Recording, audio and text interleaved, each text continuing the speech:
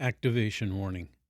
This episode contains explicit and graphic descriptions of suicide, self-harm, sexual assault, and rape. Discretionary caution and action is required. This episode is not for children. Please use extreme self-care in listening to this episode and seek immediate help through the National Suicide Hotline by dialing 988 if you are emotionally activated or triggered by the content of this episode. Or if you are activated and need help from the National Sexual Assault Telephone Hotline, call 1-800-656-HOPE. That's 1-800-656-4673. I was in a very strong stance of no, that this didn't happen. And part of why I just refused to believe it was also I just had, again, this mindset of the situation that my former boyfriend had described about my ex-boyfriend raping me. I thought, well, I didn't think my ex-boyfriend raped me, and it's the exact same situation. So how is this rape? Forgetting that it wasn't the situation it was because he twisted it in my head.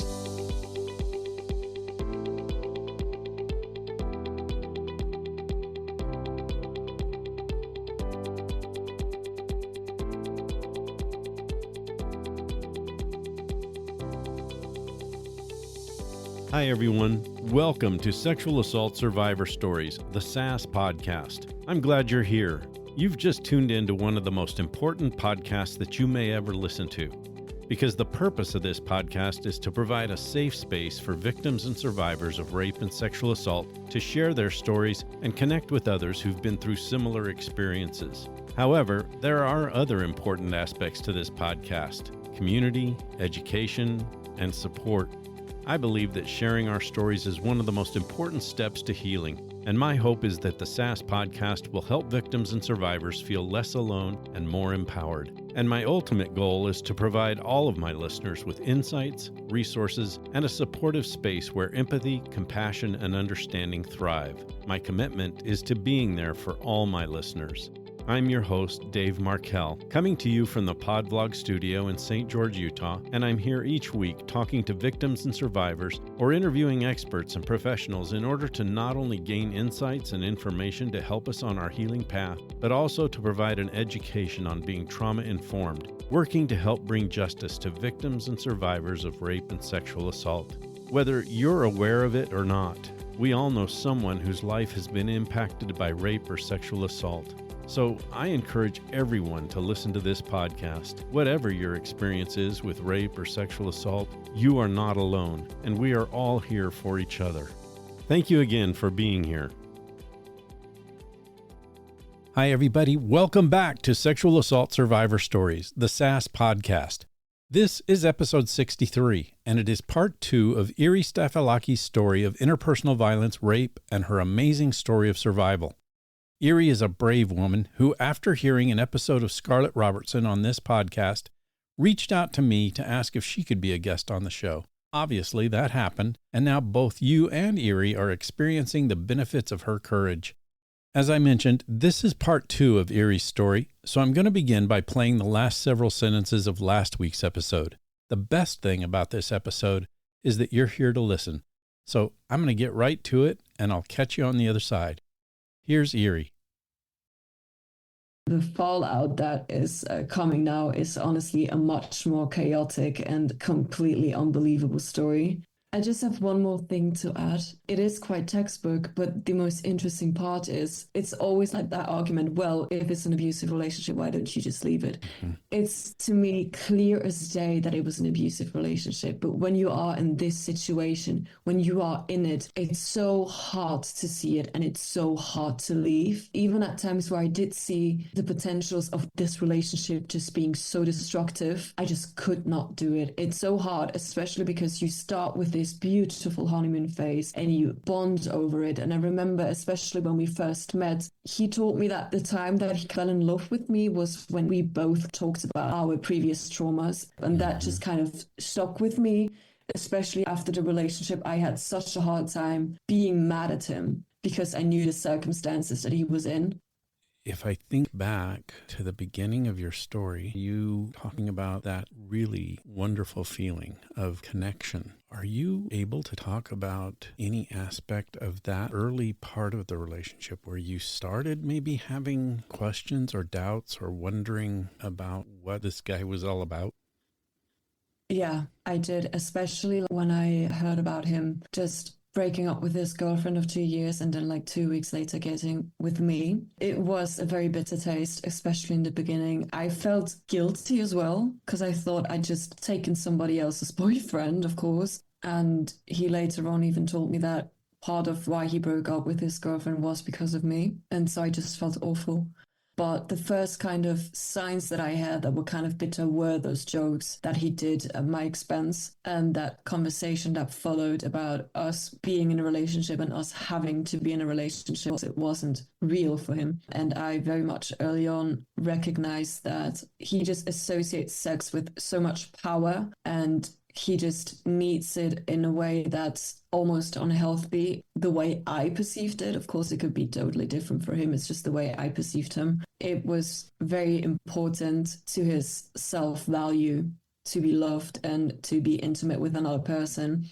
And I think that's where kind of that pressure came from, where he also told me that I couldn't give him that feeling. And especially one thing that was very interesting was that at the time where we were together or we started to get into a relationship, I wasn't drinking alcohol. I didn't smoke cigarettes and I didn't consume any drugs whatsoever. I've only ever drunk alcohol when I was 15. I've completely stopped ever since. It's just not for me. And when I talked about the panic disorder that I had, it was a time where I was just completely isolated. I could not leave my house. I was basically bedridden for 2 weeks and I had to leave the school I was currently attending at the time. And that feeling of connection was also a bit of me feeling like I missed out on a huge part of my life being 16 and just spending every day and night in my room, not being able to leave because of my severe panic and anxiety attacks, being able to go out and eat and have fun and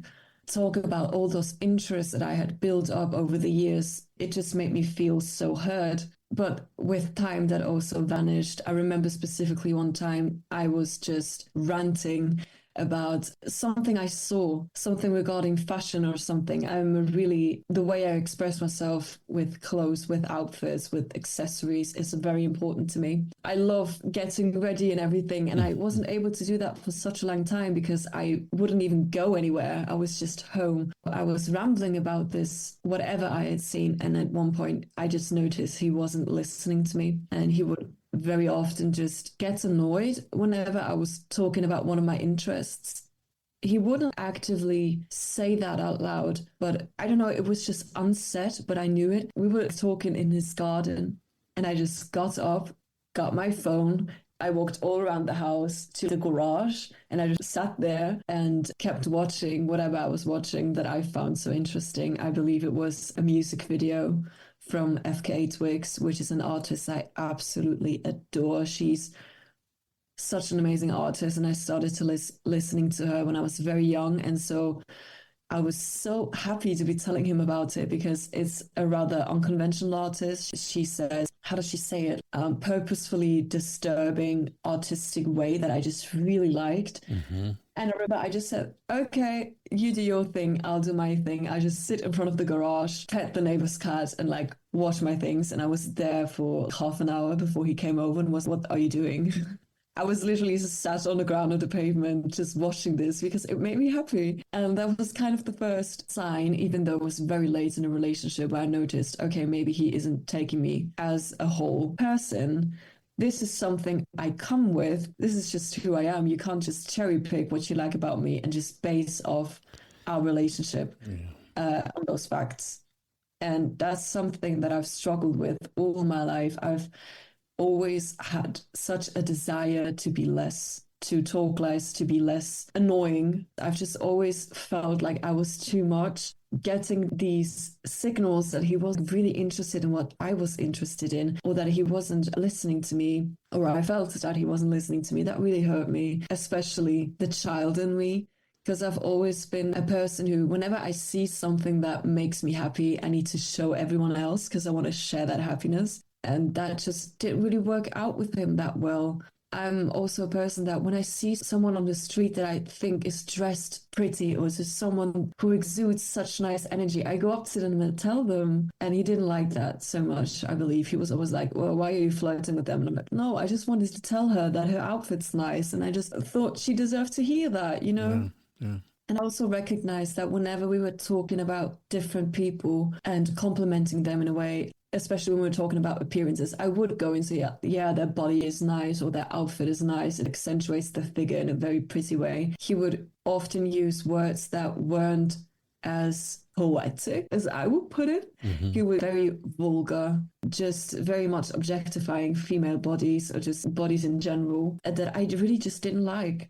I think it's also maybe important to mention that he is 3 years older than me. So at the time I was 18 and he was 21, I believe, and he turned 22, which seems like a small age difference. But looking back when I was 18, I was entirely different, of course. I was new to the whole, I'm an adult now. I had to get used to that as well. And he had been that person for a couple of years before me. And I think that's also a component to the whole story. Of course, there are relationships absolutely where all of this works out. But there are instances where this innocence that you have in this age is kind of exploited as well and just kind of used, especially as someone who was isolated for so long.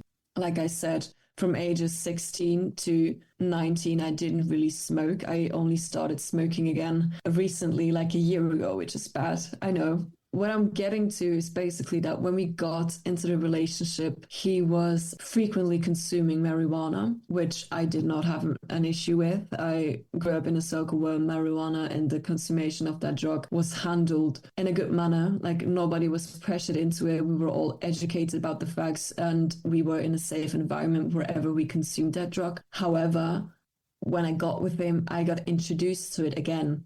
I had taken it before, but it was years ago, and I'd stopped it because I was so anxious about putting things in my body and maybe having a panic attack or maybe a seizure or something resulting from that. And I kind of got introduced with smoking regularly on a regular basis, coming home, him having a joint ready for me, basically. And that also increased. And I believe at some time around March, he stopped smoking weed at all. So he just kind of quit. And I was already sort of dependent on it. I don't see myself as an addict in that way, but of course I was addicted to it in some degree. Sure. And I knew that whenever I came home that I would have the opportunity to consume that and to get high. I knew that I was able to do that. And I think that played a huge role in me feeling like I got some of those years that I lost to my panic disorder back. Just this age of trying things out, going out, having nights out, having fun, driving around, blasting music, whatever. I needed that. And I felt like I had missed out on life from ages 16 to 17, where I was just at home and I couldn't do anything. And I think that played a huge role to it as well. That brought a lot of excitement into this relationship and me feeling, oh, this is like something that people my age do. This is something that I need to live through. It's part of life and it's part of teenage culture. So that's also like some of the things that stuck out to me, especially in the beginning of the relationship. And I remember the first time that I smoked weed with him, I was really scared and he took such great care of me. I have the tick where I always have to have a lemon with me.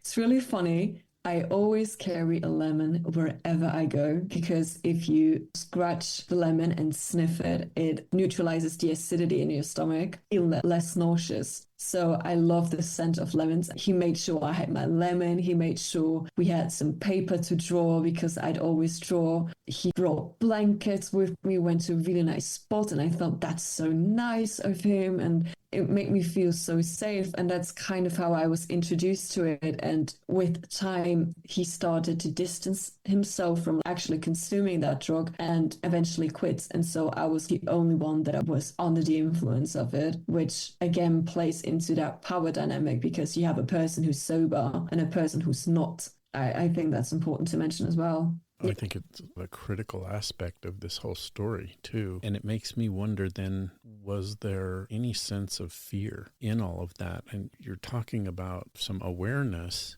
And I don't know if you used the term red flags. I don't like the term red flags because so often in these situations, there are no red flags. Narcissists are very, very good at disguising and manipulating away the danger aspects of that personality.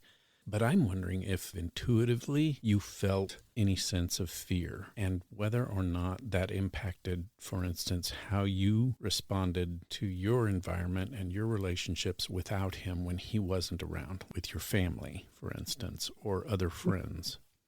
Definitely, especially when he quit and I was kind of the only one doing it. I felt, how did this switch up? Before it was him who did it and I was the sober one, and now it kind of switched. Of course, my family is not really keen on me consuming drugs. It did kind of put a lot of pressure between me and some of my sisters, that they would get mad or get really suspicious of him sometimes. I also have a twin sister, and it was really interesting because all of us daughters, we are 4 daughters in total, we are so completely different. And I have one sister who's a bit more, I don't want to say conservative, but traditional. She kind of likes her things in order and stays away from any alternative styles. And I remember her telling me that she didn't like him because he was more alternative, especially because he's vegan and she loves eating meat. She kind of didn't really get on with him that well, especially when she noticed that I would sometimes get home high or something. With my friends, it didn't really impact that much, but they did kind of notice that I had an increase of consuming that and being high. I didn't notice a lot of people worrying about it, like at all. Like I was myself quite good at hiding it because I knew that my family would not be very happy about it. But fear in that moment, I don't think I felt fear, I felt suspicion. I felt like something had switched, like the roles had switched. And I think we talked about this as well, like in our relationship between us.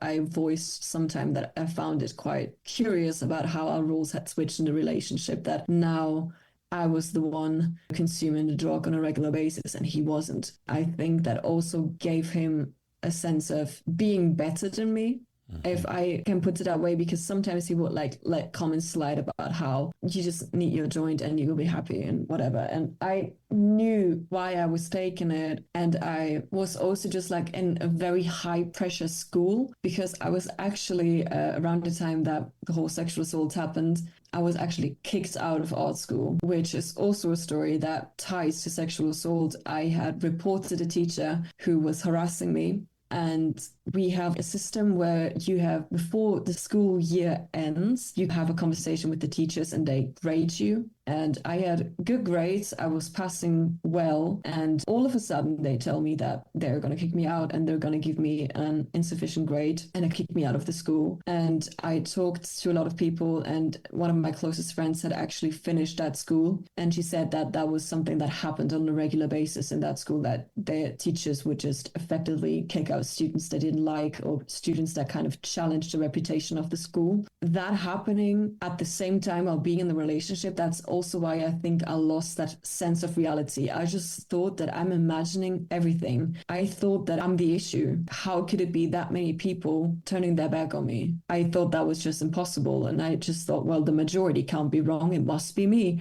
Maybe that fear that you said was more towards me. I was just scared of losing everything, because I just thought, well, how could it possibly be that everyone else is wrong and I'm in the right like that? I can't work like that. Like, it can't be it. I must be in the wrong. And of course, adding the drugs on top of that, adding the pressure of the relationship on top of that, it just completely led to that dissociative state that I was in, kind of letting everything happen.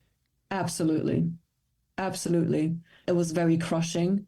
I am very grateful that I'm out of that school, in particular because I found this passion of working in healthcare and I really love it. It's amazing. I'm really glad I got to this point, and especially in regards to how mentally fragile I was. I'm very happy to say that I've been sober for a year and I've been in therapy and whatnot, but I haven't been in therapy in a year, and I'm actually doing well. And maybe sometimes it's also important to take a look at the present and realize how far far I've come. By this time, I do have the confidence to say, no, I am proud of me that I made it out there. But yeah, again, that whole art school thing played a huge role in it as well, because that was maybe also why I was consuming a lot of drugs. I was just consuming marijuana, not any other type of drug, but it was maybe also an escape from just that pressure of you're not enough, you need to do more, or you're not the person people want you to be. And especially as someone who's very insecure about my personality and the way I express myself, and me being a talkative person, it just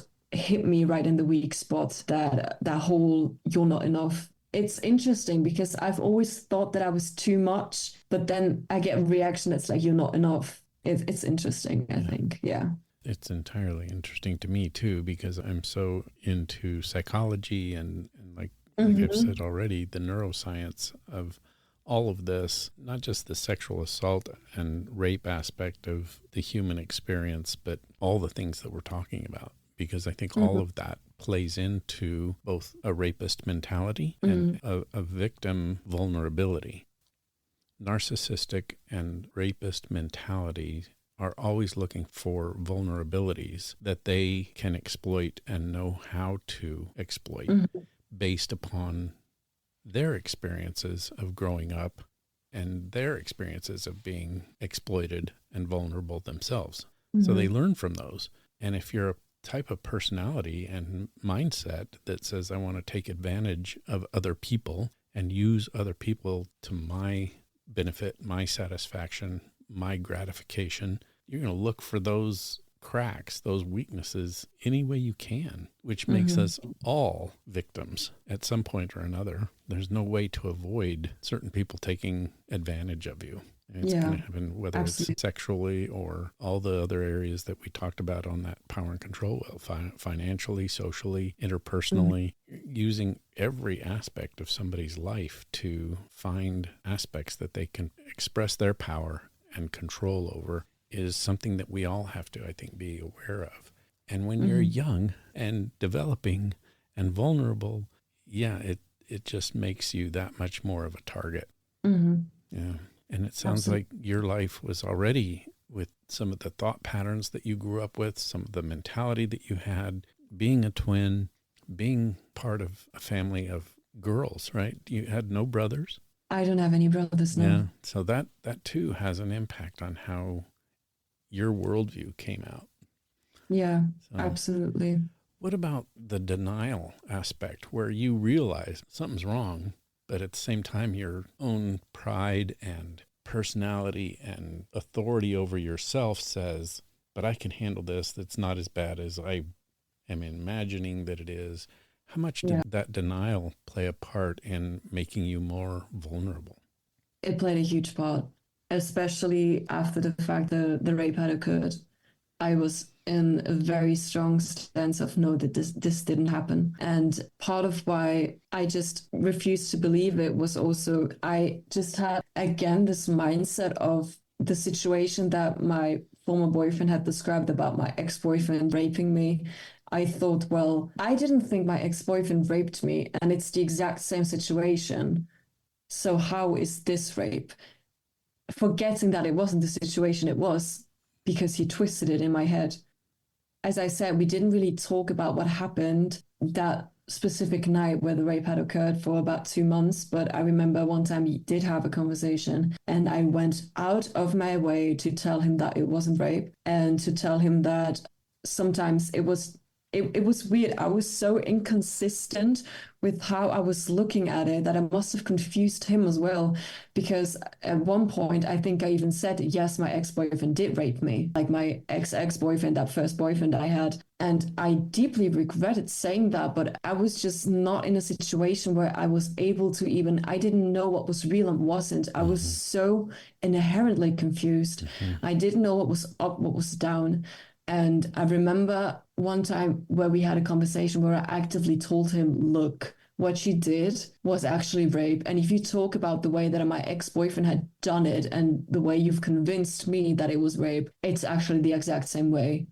You've gone out of your way to tell other people that he raped me in my sleep, and you've done it as well. So what's the difference? What's the difference between you and him? I was playing into that thing, that lie that he had told about people, that my ex-boyfriend had raped me. But I had to kind of use that to get like some anchor to show him that what he was doing had hurt me so deeply, and that it was the same action that he had told other people or warned other people about that was so bad.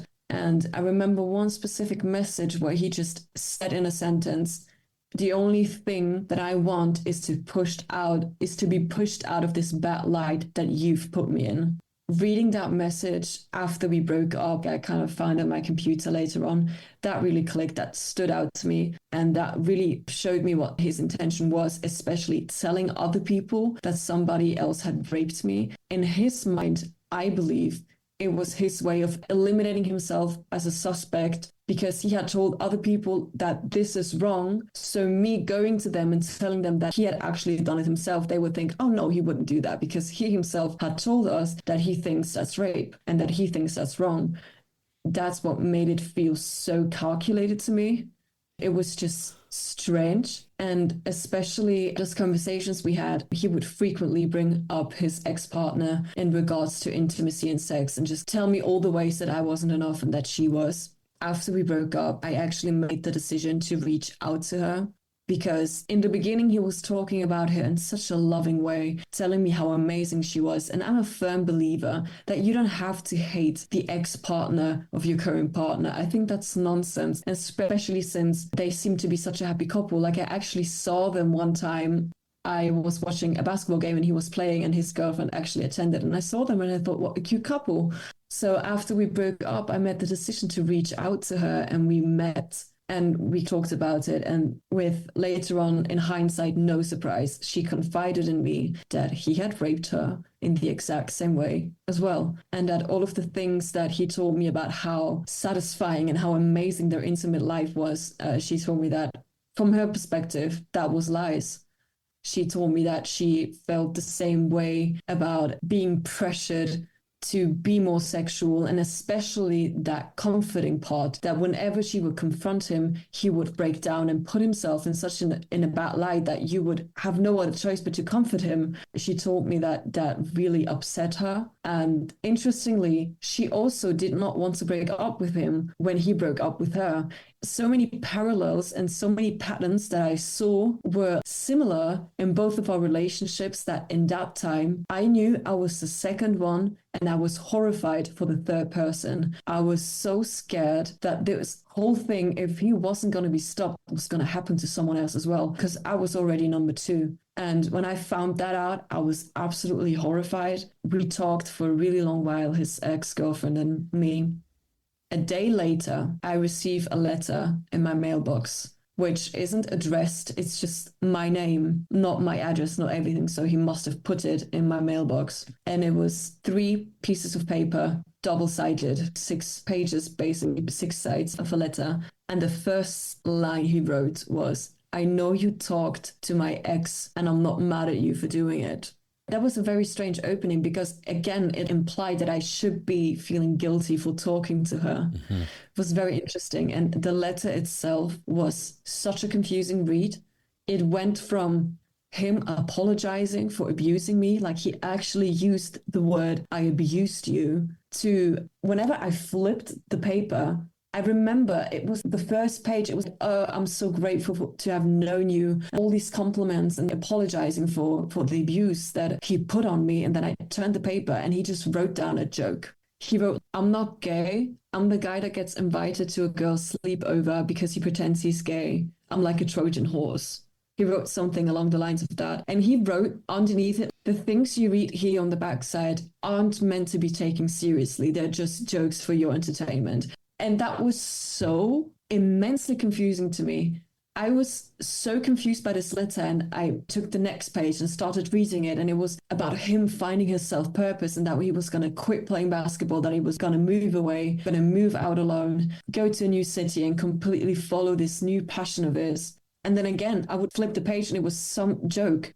At one part, I believe he wrote, quoting him, "I noticed that you have a lot of empathy towards minorities." And that line was weird. I don't know why, because I believe empathy towards minorities is something that we should just come with. I don't think being empathetic towards people who are actively suppressed by law and by history, that's just a bare minimum. And himself, he's not white. He experienced racism on a daily basis. And I just thought it was so strange that he was telling me about it. Later on, he would mention that he would change his views on women and work on his feminism. And he wrote, I promise I'm going to change my view about women and how I view them and everything. And it was just so strange. I think that letter, it was like exactly one day after I met with his ex-girlfriend. So I read that letter. I just kind of let it go. I was inherently confused. I did not know what to do with myself. It was so weird. It wasn't addressed to me. Weirdly, it was like by words, but the way I like to describe this letter is as if he wanted to bake me a cake, but not use any ingredients, just heat, if that makes sense. He was just giving me heat, not ingredients, empty calories, just like pure heat, using big words, saying I apologize, but it very much didn't feel like it. It was just weird. It was just, again, felt like this aggression towards me, even though he apologized in that letter. It was so weird. We broke up a couple of days before his birthday, and I had written him a birthday card saying that still, I was so confused. I wrote down that I hoped that we would meet each other again, or that we could establish something later on, because I was still so in denial that this was an abusive relationship. I was running after him, basically. I did cut all contact. I put all of his stuff that he had left in my house in like a bag, put the card in it, and my mom dropped it off, and I didn't reach out to him at all, but I did write him that card, and I think that was a mistake on my side. I think I should have refrained from writing that card, but I just couldn't. I just had some things that I wanted to get off my chest. And I think me realizing that I even went out of my way to write him a card, draw on the front of it, really in hindsight showed me how badly I was not myself. Like any other human from the outside, why the fuck are you writing a letter congratulating your rapist on their birthday? Why would you do something like that? And I felt so guilty because I thought, again, me reaching out to him in that way and me staying with him in that relationship meant that I was not a victim of rape. It meant that I accepted what had happened. It meant that I was agreeing to that relationship, but I didn't know my way out. I really didn't know. And when we broke up, I told him, look, I fell in love with you, but it seems that you are not you right now. So I think we need to get back together when you feel like you again. And he just turned around and was, no, it's over. It's over. Just let it be. It was amazing. And I was almost embarrassed at how sad I got. I got so sad about the breakup. And it was just, I don't get it. I wanted to break up with him all this time. Now he does the step to tell me that he wants to break up with me, and I refused. It was so strange, and it confused me so much. After that, I received that letter, writes to me that he would stop playing basketball, which was kind of a relief for me because, again, we played in the same club, which meant that we were going to see each other in the gym. And basketball for me, it's such a passion. I just love doing it. I am by no means an extraordinarily good player. I'm not, but I just love it. And life goes on, months turn, and I'm just in practice one day, and he shows up in the gym. I was sitting on a stair in the gym, rolling a cigarette, and he walks past me. And I didn't look up, but I noticed his shoes. He and another player had the same shoes. They were like pink. And that player that I knew already had walked past me. And when I looked to the ground and I saw those shoes, it could only be him. So I looked up and it was actually him. And he was just smiling at me. He was so friendly. He was like, hi. I thought I'd come back like the old coach is back. I thought I'd come back to practice. And I was just completely fallen out of the sky. I looked at him and went, okay. And then he said, have you received my letter? And I said, yes. And he was like, oh, don't worry. I didn't mean that. Don't take it seriously. And then he left. And I was, again, what's going on? Why are you back here? You told me you were going to quit basketball. You told me you were going to go away to another city out on your own. And now you're here smiling at me, telling me that the letter wasn't meant seriously. What do you mean? So it continues. He starts coming back to practice and I feel unsafe. And at that point, I was still regularly going to therapy, seeing that therapist. And I had never talked about the bad sides of the relationship in therapy ever, because the therapy was very much focusing on my self-destructive behaviors and not so much the relationship. And when we broke up, I started to bring up more and more about what happened in the relationship. And are you sure you are just not over him? Do you need to speak to him? Because I was talking to her about how weird it was that he was in the gym now, but I had to see him on a regular basis. And actually, my practice days were completely different from his. He had practice Monday and Wednesday. I was there Tuesday and Thursday. And somehow he was always there Tuesday and Thursday. And somehow he would always officiate at our games. And so I told her that, and she was, well, maybe you should just talk to him. You should meet up, say what you have to say, and let it go. And I thought, okay, sure, if a licensed therapist is telling me that, I should do it. I would think the same thing. You know, you're the authority. You're the one who's supposedly has the insight and education into what's best. So, okay. Yeah, exactly. I was, okay, sure, I'm going to do it. So I reach out to him. And one thing that's also very interesting, I live in Switzerland. We speak German here, or like Swiss German. I message him in German and he replies to me in English. I basically messaged him, look, I hope I'm not interrupting you, but I feel like we should talk, especially since we are seeing each other regularly in the gym now. We should go over some things and make sure that everything's all right. He replies to me back in English. I reply to him back in German. And again, the whole conversation goes on like that. We didn't text that much, but he always replied to me in English. And for me personally, whenever I use English or speak or say a sentence in English in my daily life, when I'm not talking to an English speaking person, it's a way for me to create a barrier. Especially, I see this a lot with people who are struggling with mental health. It's really interesting. They say some of the most horrifying, horrible shit in English instead of German. And for me, I think it's creating a barrier. It's sort of like establishing a barrier, like we are not speaking the same language, so therefore we are not talking about the same thing. It's a power and control thing also. Yeah. So he just said, I have to think about it. I'll text you. And I was like, okay, fine, take all the time you need. And he texts me the following day saying, are you free tonight? And I said, yeah. And he said, I'll pick you up at 7. And I was confused because I thought, okay, pick me up to go where? I thought we were just going to talk. And I thought, well, maybe we're just going to talk in his car in my parking lot. So 7 p.m. rolls around. I'm outside. And he literally drove his car like to the front of my door, opened the car door for me. He was like dressed really nicely. He had perfume on. He had his hair done, everything. And he was just smiling at me with glee. And I thought, that's not a good sign because I think he may have misinterpreted what I wanted to talk about.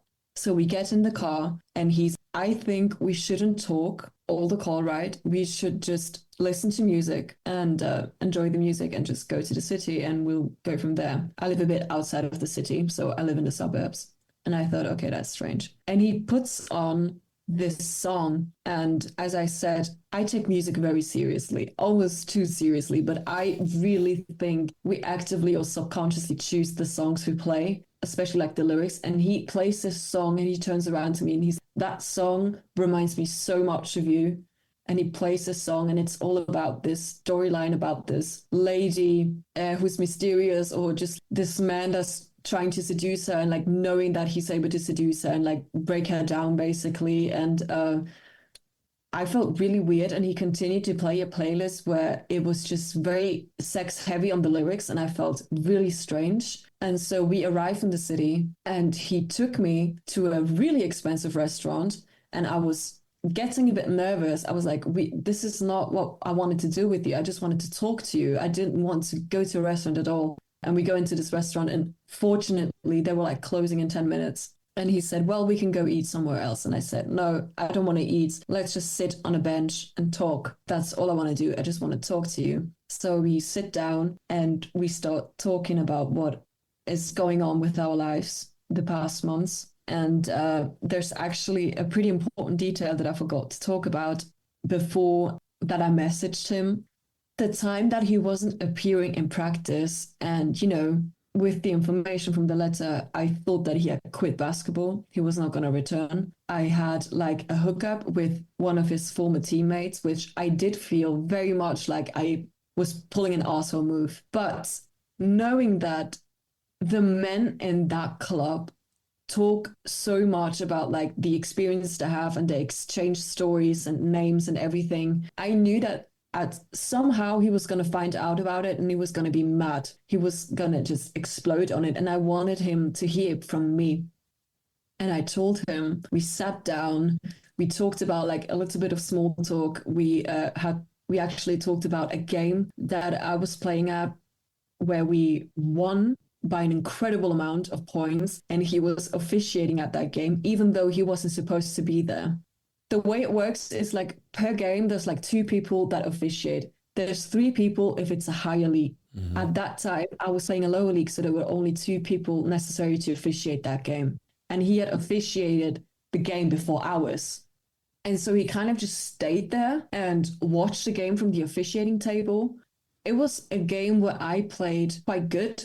I was really proud of myself there, and we kind of talked about it, and he just said, well, yeah, all the shots that you took, that they went in, that was just pure luck. That was just luck. And that was, again, just like a little stab to myself, because I am very insecure about my athleticism as a person who tried out lots of different sports. And like I said, basketball just meant so incredibly much to me. And I was always aware that I wasn't one of the good players, to say like that, but I had just worked my ass off. I was in summer workouts 3 times a day, out in the heat, everything, and I put work into this, and then he just came and told me that it was all luck. So I decided to cut off the small talk and just get to the point of the conversation. And essentially I said that I just feel odd. He's in the gym at the same time as I am, and we just kind of talked about this, and the conversation kind of starts to get like a lighter note, and I feel like almost, oh well, this isn't so bad. Like, maybe I remember him wrong. Maybe he's not that bad of a dude. Maybe I'm remembering all of this wrong, because he was so nice again. He took the time and effort to pick out a restaurant. Well, of course, we didn't go there, but again, that kind of started influencing me.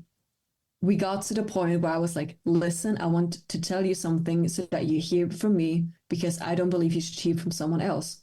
I was intimate with so-and-so. And upon hearing this, he completely freaked out. He stood up from the bench and like walked in circles. At first, I literally thought he was joking. He was so angry.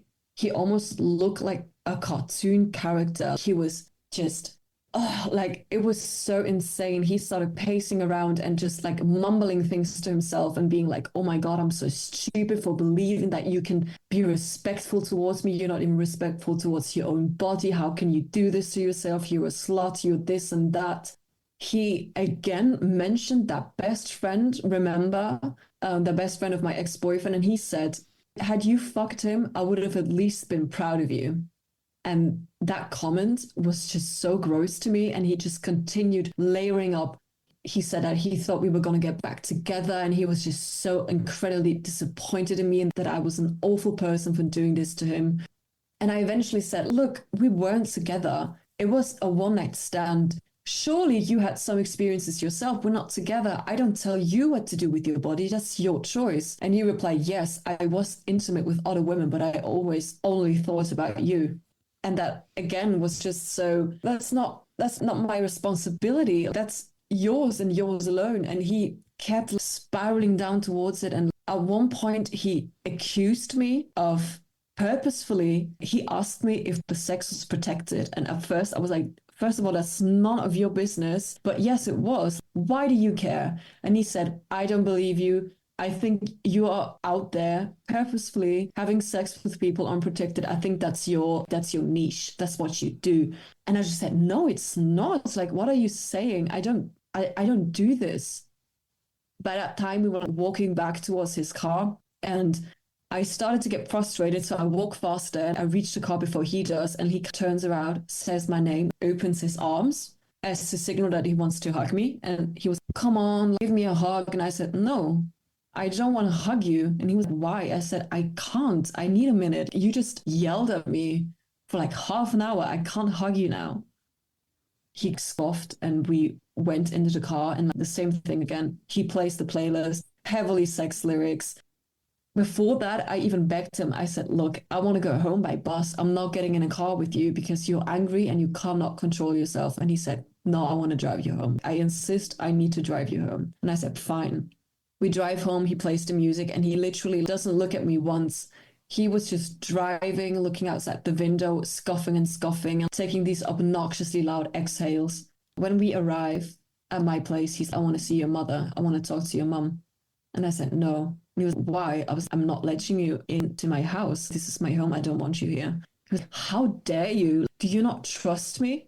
And I said, no, you're angry and you can't control yourself. You're not coming into my home. And he just scoffed again and said, you know what, forget it, and drove off.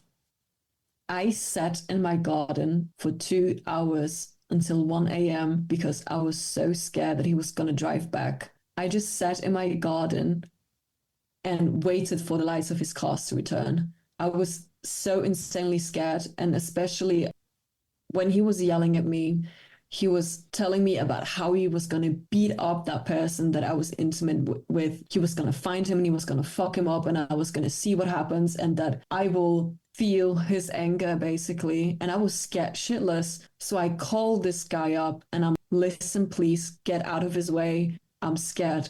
And I was bawling. I was bawling my eyes out on the phone. And he was so surprised. Where's this coming from? What happened?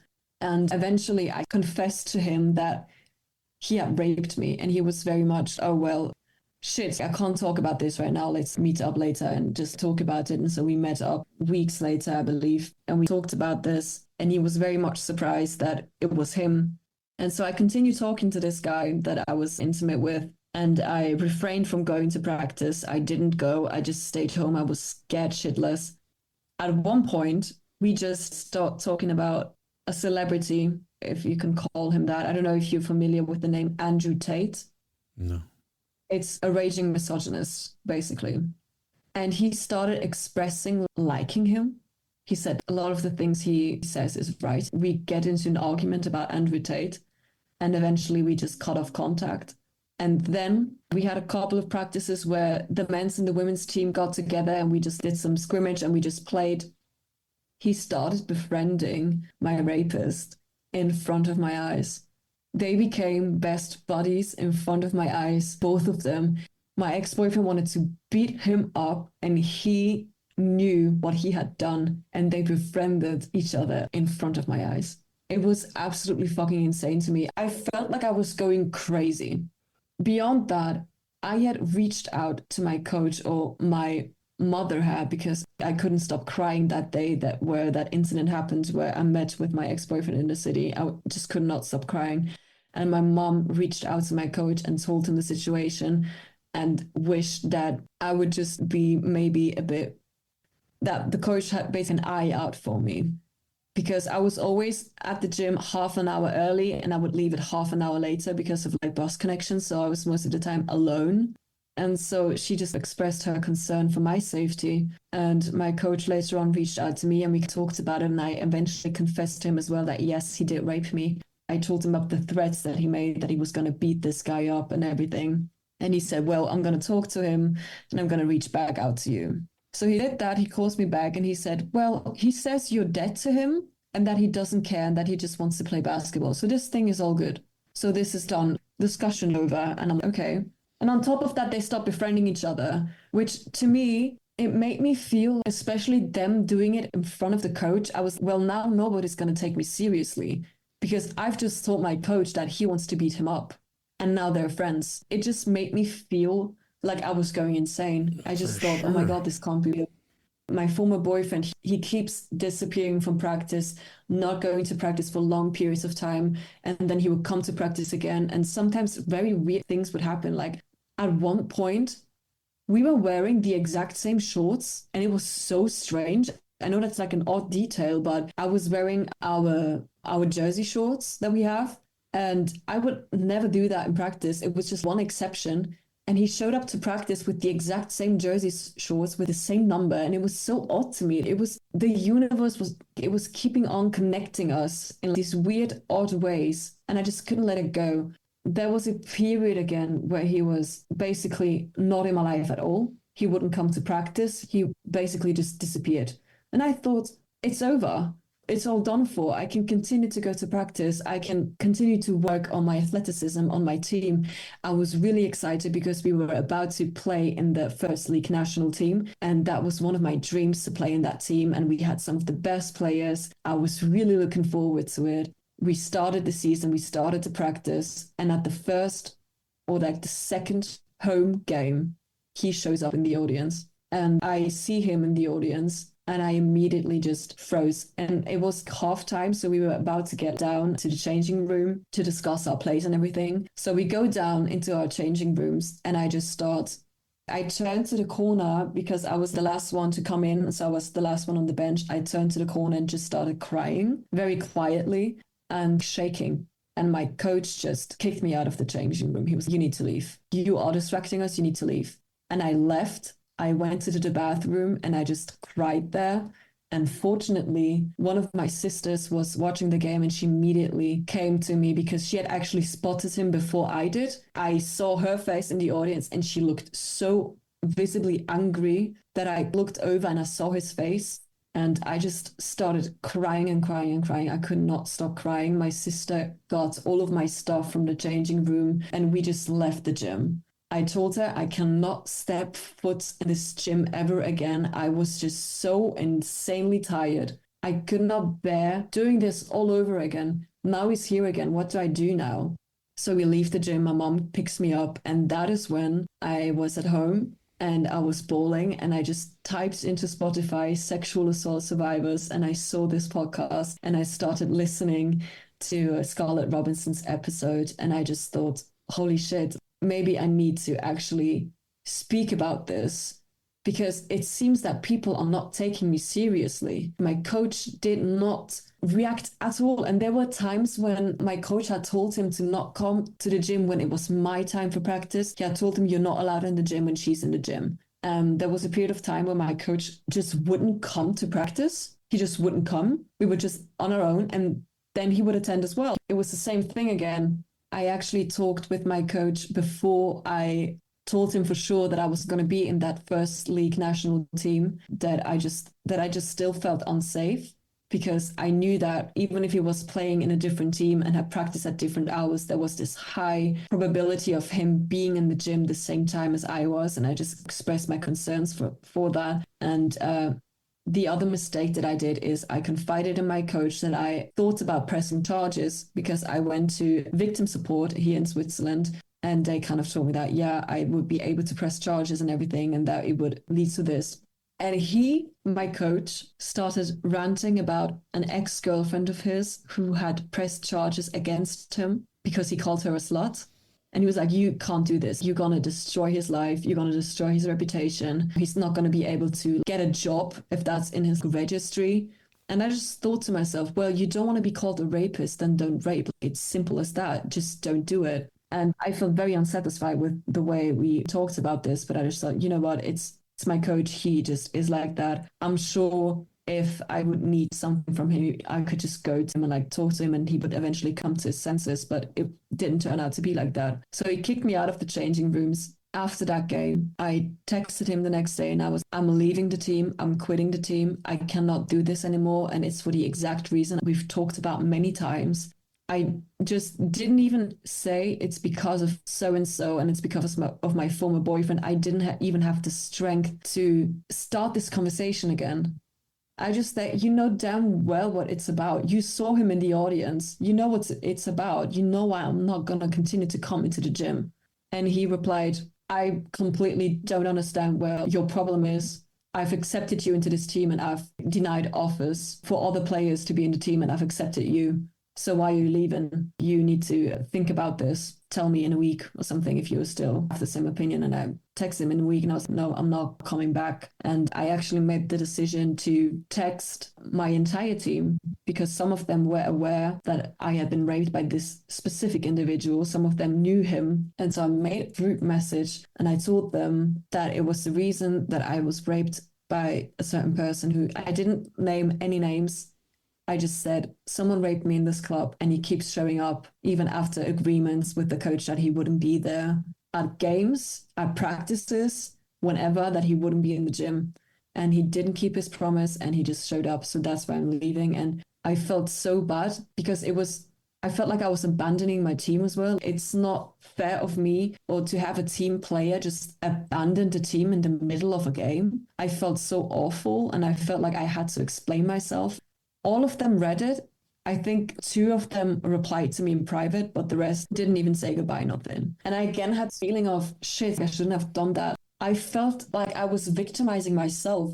Deep inside me, I had that voice that was like, oh, you're just doing this for attention. Like something like this, because especially with like self-harm scars, you always get this accusation that you're doing things for attention. But I'm just trying to get some sort of understanding. And that's why I also searched for the podcast, because I needed someone who could relate to it. I needed to hear somebody going through similar stuff that I went through, because I felt so alone. I just thought, it just can't be it. How can all of them be in the wrong and I'm in the right? Like, that can't be it. I must be in the wrong. And I found that podcast and I just used that episode, completely amazed. And I just thought, well, let's just try it out. Let's just send a message. And fortunately, you replied, and now we are here. Fortunately. Yeah. That is such a powerful thing for you to say to me in my personal and professional life, that I am full of gratitude and honor that you look at it that way. It does my heart good, but more so because this isn't about me. What does my heart good is what I've just been saying all along. I am so amazed and impressed with your power and your strength, your courage to be here and to tell this story. You have been through such horrendous, horrible trauma, and yet you sit there and smile and glow with this personality of someone who's like, I am not going to let this knock me down. And you haven't. And that is to be commended and honored. And I am thrilled that you are my guest and that I get to put you out there for the world to hear what it is to be a survivor. Yeah. Wow. Thank you so much for your words. They make my heart completely warm. That's so nice. Thank you so much. I can't stop smiling. My cheeks hurt. It's very difficult because I believe that voice of people are not going to believe you or that it's not valid. It's so hard for that one to quiet down, because I've had so many people show me to my face that it was not an issue for them being friends with a rapist, coaching a rapist, and eventually kicking me out of a changing room for me to quit my team. And now he's back in the club playing there, like it just showed me that a lot of people cannot empathize with people who go through this because it's not talked about enough, especially as someone who is like, I'm just so terrified of me telling this story being an attention grab or something like that, because he has already done his fair share of work going around town telling people I'm a narcissist. So he uses that word a lot. He actually used that in the letter where he apologized for calling me a narcissist,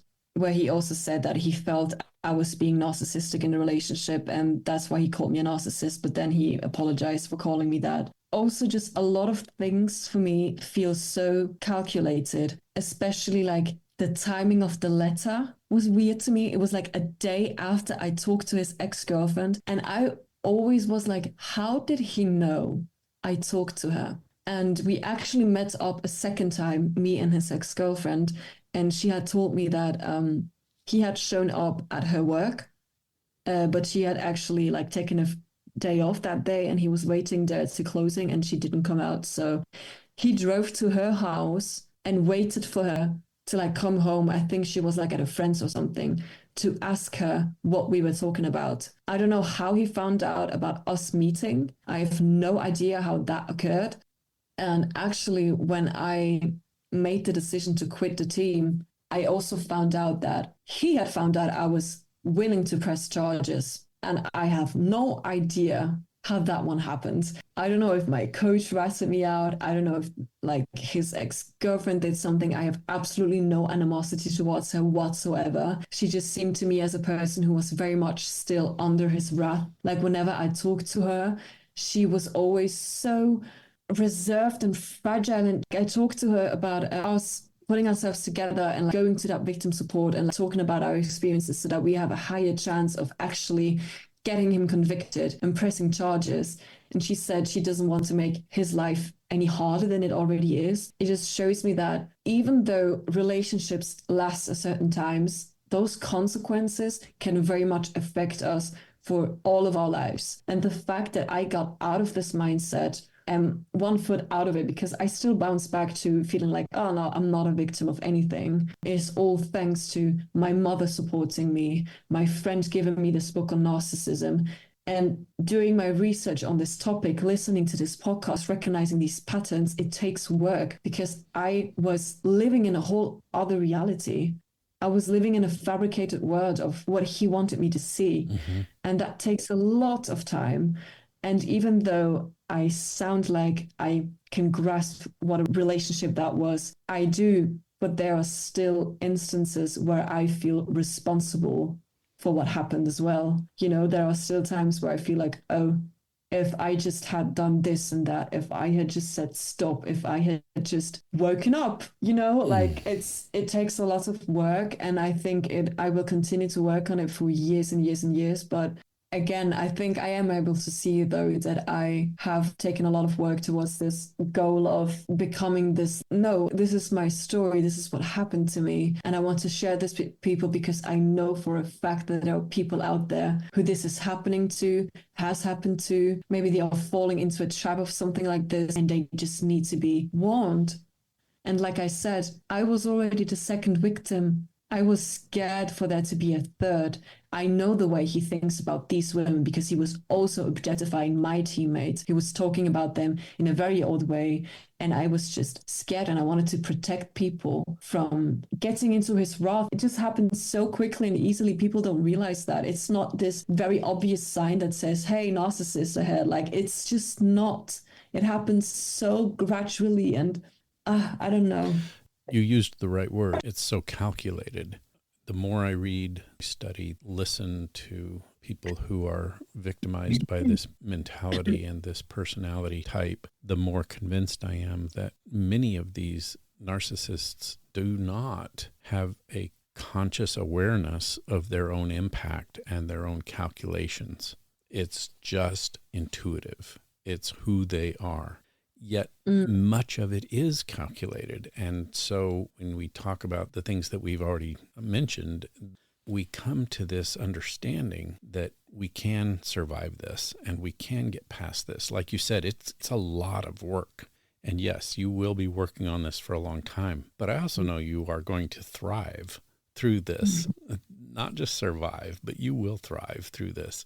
And I'm so glad you brought up Scarlett Robertson. Almost from the beginning of your story, I went, man, that sounds familiar. This is Scarlett Robertson's story. Yeah. And that's why I was so like, I remember I clicked her episode, like it was the first one I listened to. And I was like, oh my God, someone else went through something similar.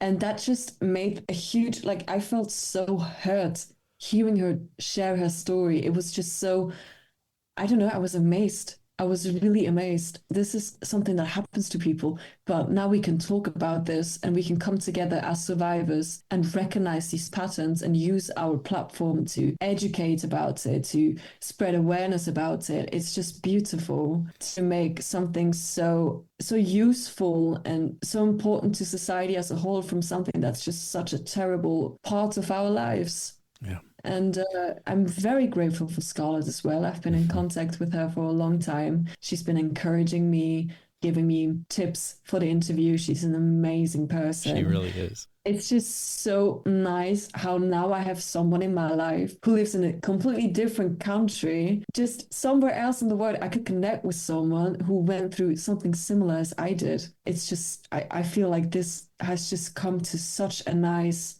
not ending because this is still going on, but such a nice point where I'm able to move on in another way. Yeah. Yeah. And part of the problem is in terms of the healing, our brains don't want to face the reality of horror and assault and rape and trauma. I mean, the number one goal of the brain, first of all, is to survive. And part of surviving means I don't want to acknowledge that something that horrible could happen to me. Yeah. If we have loved ones, if we show love, we don't want that to happen to anyone. Yeah. That's why this trauma is exceptionally difficult. It's why it takes so much work, but it's also why I want to be here, is to form this community and have this connection like you have with Scarlett. I think that's so great. Yeah, it absolutely is. Yeah. So you've heard my podcast enough to know that whenever we get to a point like we are right now where things kind of are wrapping up, I am just wondering, Yri, if you can help us all know, what will you do to handle this impact and handle what's probably going to come minutes, hours, days, weeks, months later after we've finished this conversation? How will you continue to cope and to be a survivor and a thriver? I have a very close relationship with my mother, as well as my oldest sister. And I just try to communicate openly about how I'm feeling. In the past, I've always put on a bit of a mask and saying that I'm fine. And I think everyone does this in their daily lives. But ever since that relationship, my mother's and I, our bond grew closer through that, because we had to like openly communicate about these things that were happening in our lives. I think I will just go on. I've got a lot of work.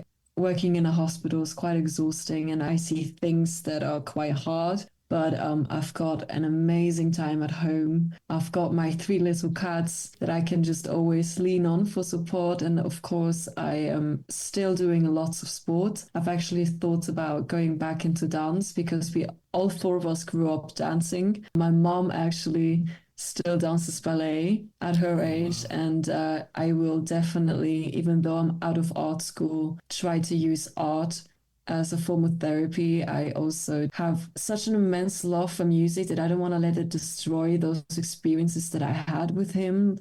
I try to alleviate that pain that I get in my chest whenever I feel like I need to let something go through singing. I sing quite a lot, or just spend time with friends, journal it out. Sometimes I just take videos of myself talking about it, or just like voice notes, so that I can just see what's going on, especially when I'm dissociating and I feel like I'm gonna forget it later on. I like to like keep it as a video, or like a journal thing or something like that. And I believe it's going to be a bit tough in the beginning, but I've grown to be very responsible for myself and my body and what I do with it. I eat healthy, and I refrain from taking any substances that are not beneficial for this healing journey. And of course, just trying to do what my mind tells me to do. I think I'll just figure my way out. I don't want to set a fixed plan for my recovery. It doesn't make much sense to me. I just rather just see how it goes and like make a plan going forward. Just take it day by day, basically. Yeah. But I've got an amazing support system with lovely people around me. I have such a huge privilege to have some of the best people surrounding me, being my friends, my family, just like random strangers, or like Scarlett. I can talk to Scarlett about it. Like, I believe it's going to be tough, but it's going to be totally worth it. Yeah. Yeah, I do too. Thank you so much. I can't even express the gratitude I have for that. I really appreciate it so much. It's been a huge inspiration, the way you communicated with me, and the fact that you just take the time out of your day or night to talk to me. I'm immensely grateful for it. Thank you so much. Well, I'm the one who's honored and privileged that you trust me enough to reach out to me. I'm honored to have you as part of the Sexual Assault Survivor Story family. Thank you so much for taking the time to be here with us and to share your story. I look forward to talking to you again. Yes, well, you're very welcome, and thank you as well. Bye-bye. That does it for another episode of Sexual Assault Survivor Stories, the SAS podcast. I want to give a huge shout out and thank you to Yri Stafylaki for being the strong, brave, courageous woman that she is. Her story is powerful and inspirational, and I truly appreciate you, Yri, for being a guest on this show. Hey listeners, if you're a victim or a survivor of rape or sexual assault and you believe you are ready to tell your story to help your progress on your healing journey or help someone else on theirs, send me an email at davemarkel@gmail.com. That's DAVEMARKEL@gmail.com, and we'll talk about the possibility of you being a guest on this show. Thank you everyone for being a part of this show by tuning in. And be sure to tune in next week for another episode. If you haven't already, please subscribe and leave me a comment. I would love to hear from you. And also, please remember to do your part to help bring justice to victims and survivors of rape and sexual assault. The easiest way to do this is to start by believing, because we all know someone whose life has been affected by rape or sexual assault. Thanks again for listening. We'll see you next week.